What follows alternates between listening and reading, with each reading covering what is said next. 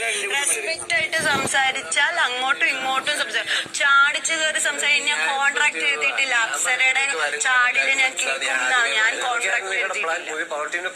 Front ആണെങ്കിൽ front രീതിയിൽ സംസാരിക്കും. ഞാൻ ശ്രുതിനോട് സംസാരിക്കും. വലിച്ചാലും ആ ഒരു രീതിയിൽ സംസാരിക്കണം. നമ്മൾ ഏത് ഫ്രണ്ടാണെന്നുണ്ടെങ്കിലും ആരാണെന്നുണ്ടെങ്കിലും ഞാനതുകൊണ്ടാണ് ഞാനതിന് മാറിയത്.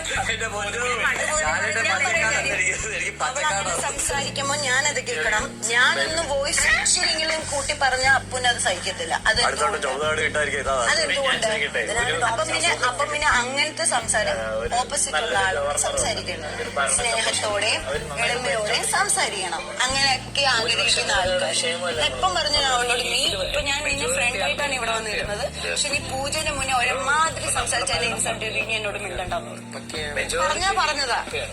മര്യാദയ്ക്ക് മിണ്ടണമെങ്കിൽ മിണ്ടിയാ മതി. രണ്ടുപേരുടെ അഹങ്കാരവും അല്ലെങ്കിൽ സെൽഫ് പരിപാടികളൊക്കെയാണ് ആർക്കും വർക്കാവാതെ പോകും.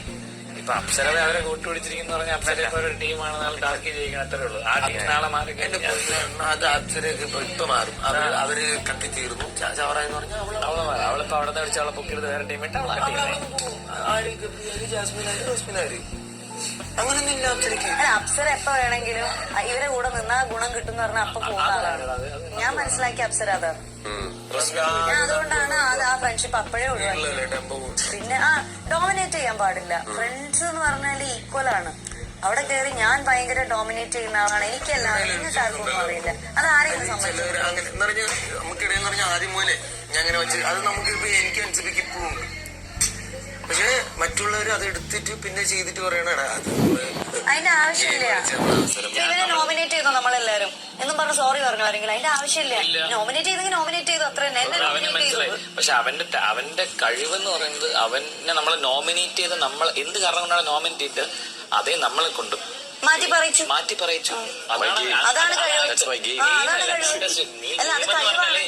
എനിക്ക് കാണുന്നതിന്റെ ജെന്യൂനിറ്റി ആയിട്ട് ഞാൻ ഫസ്റ്റ് ഇവനായിട്ട് ഉറക്കിയതെന്ന് വെച്ച് കഴിഞ്ഞാല് ഞാൻ സത്യം ഞാൻ അവന്റെ അടുത്ത് പറഞ്ഞിരുന്നു. ഞാൻ അവനായിട്ട് ഫസ്റ്റ് മനഃപൂർവ്വം ഉടക്കിയട്ടാ.